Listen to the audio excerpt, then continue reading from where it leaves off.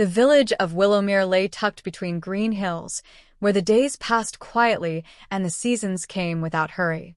At its far edge stood a small cottage, half swallowed by ivy and thyme. That was where Elena lived, an old woman whose hands were as thin as twigs but still steady enough to tie bundles of herbs or stack firewood with care. Before we continue, don't forget to like, share your thoughts in the comments, and subscribe to my channel. Each morning, she followed the narrow trail behind her home, gathering wild mint, sage, and whatever dry wood she could find.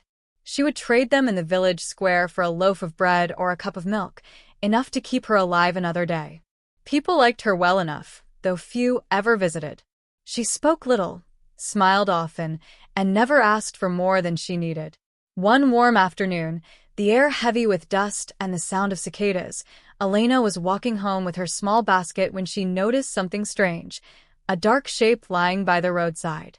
She hesitated, gripping her walking stick a little tighter.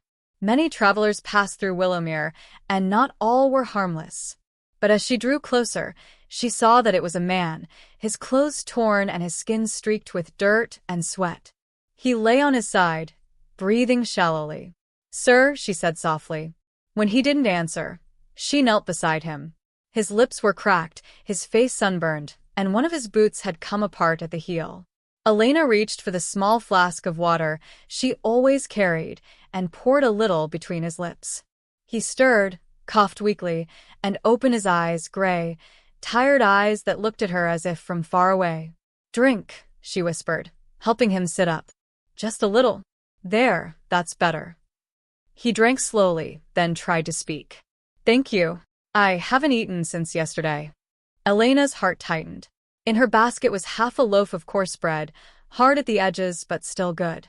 She broke it in two and gave him the larger piece. "Eat," she said. "You'll need your strength." He looked at her, surprised. "And what of you?" "I'll manage," she replied simply. For a while, they sat in silence. The wind moved through the grass, and somewhere in the distance, a bell rang from the village. When he finished eating, the man wiped his mouth and bowed his head slightly. "You have shared what little you have," he said. "I'll not forget that." He rose slowly, wincing as he adjusted the strap of the satchel slung over his shoulder. Then he took from it a small parcel, wrapped in linen and tied with a red cord. He placed it gently in her hands. "For your kindness," he said, "keep this." Before Elena could protest, the traveler turned and began walking down the road. She watched until the dust swallowed him from view.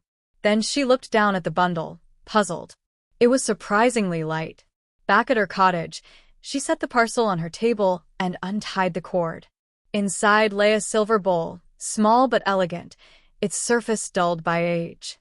The rim was carved with tiny leaves and flowers, and despite the tarnish, it caught the candlelight as if something inside it still glowed. Elena frowned. Such a thing didn't belong to her world of clay mugs and chipped plates. Who would give a beggar's woman a gift like this? She turned it over in her hands, tracing the patterns with her finger. It felt warm, too warm for metal. "Strange," she murmured, setting it down. That night, as rain began to fall softly against the roof, Elena lay awake listening to the wind. The silver bowl rested on her table, reflecting the faint shimmer of lightning. She thought about the traveler, his weary eyes, his quiet voice, and wondered if she would ever see him again. By morning, the rain had passed. But when she stepped into the room to fetch her water jug, she froze. The silver bowl, once empty, was now filled to the brim with warm, fragrant soup. Elena stood there for a long moment, her breath caught in her chest. The gift, it seemed, was not what it first appeared to be. That night, sleep came slowly to Elena. The storm outside had passed, but her thoughts drifted restlessly to the silver bowl. She kept it on the table beside her bed, unable to bring herself to hide it away. When she finally dozed off, she dreamed she was standing in a field of tall grass under a gray sky. The wind whispered through the blades, carrying a voice that seemed to come from everywhere and nowhere at once. The bowl gives only when the heart is pure. Elena turned, searching for the source, but saw no one, only the endless whisper of wind. The words echoed until she woke with a start, her heart pounding. Morning light spilled across the floorboards. She rubbed her eyes, half laughing at herself. What a strange dream, she muttered, pulling her shawl tighter. Then her gaze fell on the table. The silver bowl, which she'd left empty the night before, now shimmered faintly. Inside it lay a portion of warm soup, steam curling gently into the air. Elena blinked. She hadn't lit her stove. She hadn't even drawn water that morning. Still, the scent was unmistakable: onion, herbs, and something rich and comforting. Slowly, almost afraid to disturb the spell, she lifted the bowl and took a sip. The soup was delicious, unlike anything she'd ever tasted. Her first thought was gratitude. Her second was disbelief. "It's impossible," she whispered, touching the rim of the bowl as if to test if it was real metal or illusion. But the warmth in her hands was real, and so was the fullness in her stomach when she finished. All day she thought about it. Maybe it was a trick of her tired mind. Maybe she had dreamed the soup entirely. Yet when she returned from gathering herbs that afternoon, the bowl was once again full, as though waiting for her. The next morning, a thin, barefoot boy passed her cottage window. He often came that way, collecting stray sticks for firewood. This time, his steps were slower, and his face was pale. Elena opened the window. "Child," she called softly, "have you eaten today?" He shook his head. "Come in, then." She ladled soup from the silver bowl into a wooden cup and handed it to him. The boy drank quickly, eyes wide with surprise. "It's good," he said between gulps. "Better than anything my mother makes." Elena smiled. "Then take what's left home to her." He hesitated but obeyed, carrying the cup carefully as he ran down the path. When he had gone, she looked at the bowl again. It was almost empty.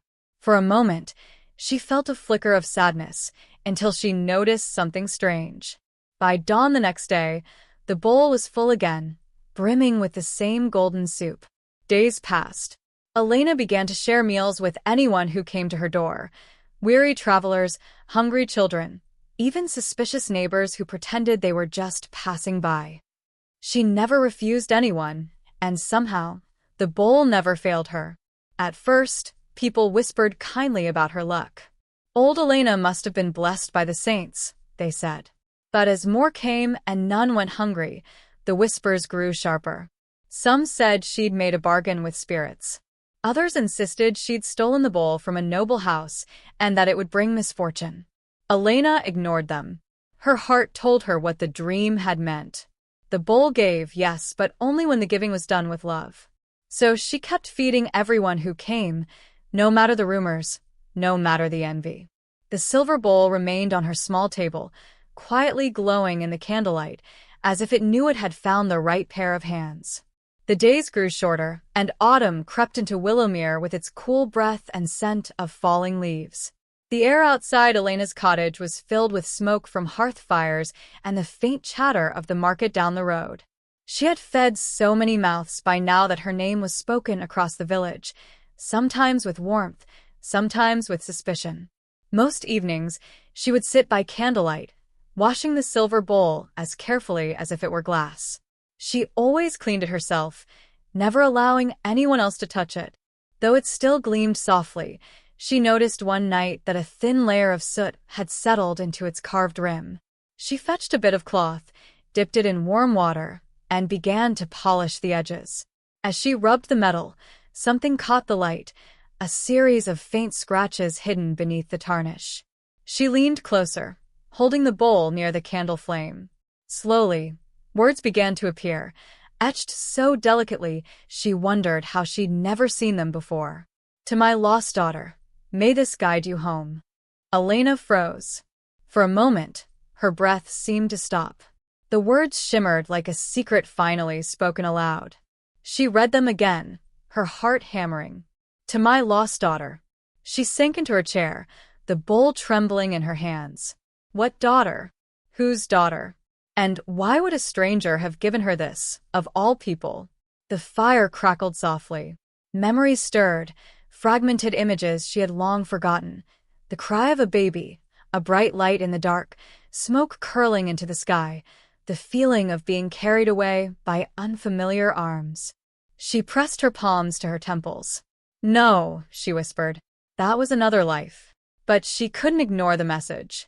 The next morning, Elena wrapped the bowl in a cloth and walked to the far side of the village, where Mr. Corwin, the old historian, lived among piles of books and faded maps. He was a patient man with round spectacles that always slipped down his nose.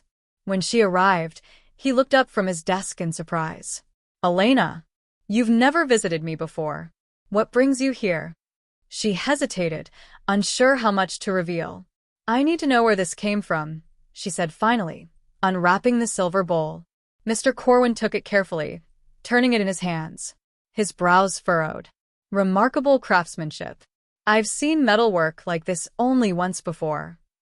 He fetched an old leather-bound ledger from a shelf and began flipping through the yellowed pages. Years ago, before the war, there was a noble family who lived beyond the hills, the House of Allen. They were known for their charity. The lady of that house was said to own a set of silver heirlooms, each engraved with personal dedications. He looked up, eyes gleaming with curiosity. When their estate was destroyed by fire, all was lost. The lord and lady perished, and their only child, a daughter, vanished. No one ever found her, or the family's treasures. Elena felt a chill move through her. "And the bowl?" she asked quietly. Mr. Corwin smiled sadly. It was believed to be the finest of them all. The inscription, if I recall, was said to read, "To my lost daughter, may this guide you home." Her fingers tightened around the edge of her shawl. "You're certain?" He nodded. "Quite. Though I never thought I'd see it again." Elena could barely speak. "So this belonged to them?" "It would seem so," Mr. Corwin said gently. "How it found its way to you, I cannot say. But if fate placed it in your hands, perhaps it means your story and theirs are not as far apart as you think." Elena thanked him and left, her mind spinning. The sky was turning orange as she made her way home, but she barely noticed the sunset. Each step felt heavy, as if she were walking through fog. Back in her cottage, she set the bowl on the table and stared at it for a long time. The engraving glowed faintly in the candlelight, as though the words were alive. A strange ache filled her chest, a feeling she couldn't name, part sorrow, part longing. "Could it be?" she whispered to herself. "Could I be the child they lost?" The bowl gave no answer, but its reflection shimmered softly across her face. And for the first time, Elena wondered if the miracle that had fed so many might also be trying to feed her something deeper, the truth about who she really was. The first signs of the storm came at dusk, a sharp wind, then the uneasy stillness that settles before rain. Elena stood at her window, the silver bowl gleaming faintly on her table, as if it sensed the change in the air. Dark clouds gathered above the forest, twisting together like restless spirits. By nightfall, thunder rolled over Willowmere, deep and distant at first, then closer, louder. The rain came suddenly, drumming against the roof and pouring through the broken tiles above her stove. The wind howled through every crack in her cottage walls. She lit a candle and tried to steady her hands.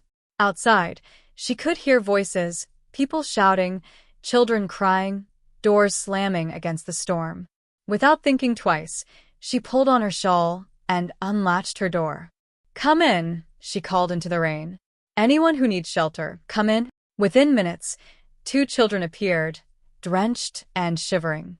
Behind them came a young mother clutching a baby, and then an old man struggling with his cane. Soon her small cottage was crowded with people, frightened, wet, hungry. Elena's floor was slick with rainwater, but she didn't care. She pushed the silver bowl to the center of the table and reached for her ladle.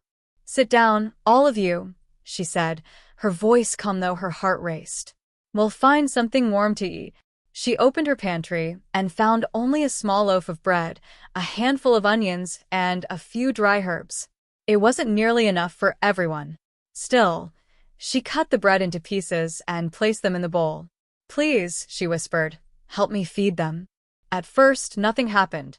Then, as if answering her plea, the bowl began to glow softly, filling with steaming soup that smelled of herbs and warmth. She gasped, but there was no time for wonder. One by one, she served the hungry crowd, and no matter how much she gave, the bowl never emptied. Hours passed. The storm raged, lightning flashing through the windows, but the little cottage was filled with light. The light of the bowl, the fire, and the gratitude of those who had found safety there. When the thunder finally faded into distant rumbles, Elena's strength gave out. She sank into a chair, her hands trembling. The bowl, still shining, rested beside her as her eyelids grew heavy. The last thing she remembered was the soft murmur of voices thanking her before everything faded into darkness. When she woke, daylight streamed through the window. The storm had passed, and her guests were gone, leaving behind the quiet smell of rain and wood smoke. Beside her bed sat a young man with ink-stained fingers and a satchel full of papers. He looked up as she stirred. "You're awake," he said gently. "I was beginning to worry." Elena blinked in confusion. "Who are you?" "My name is Thomas Gray," he said. "I'm a scholar from the city. I came to Willowmere to study local histories and, perhaps, to find someone." He reached into his satchel and pulled out an old record book, its pages marked with faded seals. "For years, I've been tracing the lineage of the Vallon family, the nobles who lived beyond the hills. I was told their heirloom might have surfaced here." He nodded toward the table, where the silver bowl sat quietly, still faintly warm. "I heard the stories about your miracle," Thomas continued. "When I saw the bowl for myself, I recognized the engraving and the family crest beneath it." He turned the bowl over to show her a small emblem, a vine circling a star, half hidden by tarnish. "This crest matches the records of the House of Vallon." Elena felt her pulse quicken. I know about them," she said slowly. "Mr. Corwin told me. He said their child was lost." Thomas looked at her carefully. "Yes. A baby girl. She was thought to have perished when their estate burned. But some reports mention that a farmer's wife found an infant in the woods after the fire, a baby wrapped in a noblewoman's shawl. No one ever learned who she truly was." He paused, then met her eyes. The name in those records was Elena. For a long moment, neither of them spoke. The wind brushed softly against the shutters, and somewhere outside, a bird began to sing. Elena touched the rim of the bowl with trembling fingers. "So it's true," she whispered. "All this time." Thomas nodded. "You are the child they lost. The bowl was made for you. It must have passed through many hands before finding its way home." Tears blurred her vision. She thought of the years she'd spent alone, scraping by on kindness and patience, never knowing where she came from. Now the truth lay before her, as simple and as strange as the silver bowl that had fed so many. "I wasn't rich," she said softly, "but I was never poor in heart. Perhaps that's why it found me." Thomas smiled. "Perhaps it always knew where you belonged." Elena reached for the bowl and held it close, her reflection trembling in its polished surface. For the first time, she saw not a beggar or a widow, but a woman restored, whole, known, and finally home. The years passed softly, like pages turning in a well-loved book. The storm that once tore through Willowmere became a distant memory, but the kindness born from it remained. With Thomas's help, Elena rebuilt part of her family's old estate, what was left of it, into a large, warm hall where no one was ever turned away hungry. They called it the House of Plenty. Children ran laughing through its courtyard. Travelers found rest by the fireside, and the poor came to share a meal without shame. At the center of the long wooden table sat the silver bowl, polished to a quiet shine. It no longer refilled itself with food, but no one minded. Its glow in the sunlight seemed enough. Those who ate near it often said they felt lighter, calmer, as though a small warmth stirred inside them, even on cold days. Elena never spoke much about the magic anymore.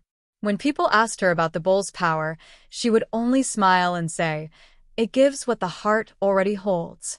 Thomas stayed by her side, helping manage the hall and continuing his studies.